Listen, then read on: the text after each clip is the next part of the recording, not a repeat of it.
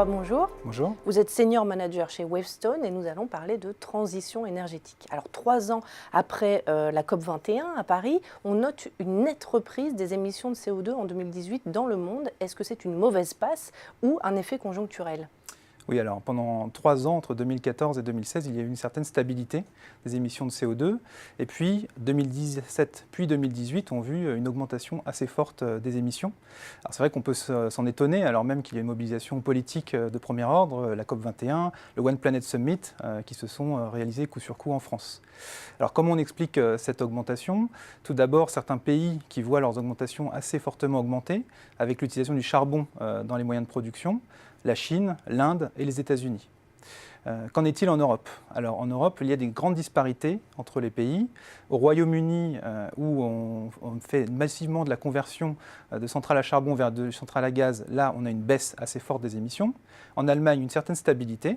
Et puis en France, une augmentation, en particulier liée au secteur du transport, avec le parc automobile et le secteur de l'aérien, qui contribuent assez négativement à ce bilan.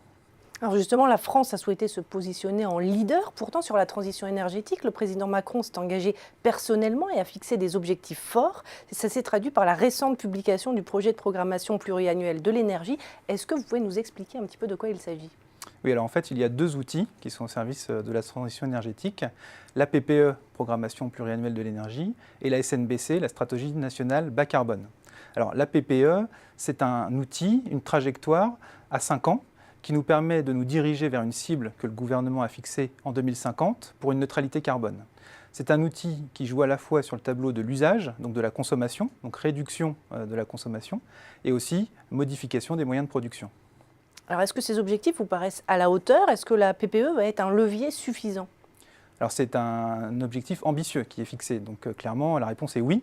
Après c'est un outil, c'est-à-dire que maintenant il faut le décliner en actions concrètes. Et pour le décliner en actions concrètes, il faut que les acteurs s'en emparent et le définissent dans des plans d'action. Alors qui sont les acteurs ? Premièrement, les acteurs de l'énergie évidemment. Beaucoup d'entre eux ont déjà lancé des grands plans d'évolution et de transformation.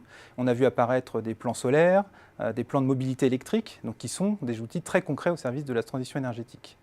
Deuxième catégorie d'acteurs, les collectivités locales.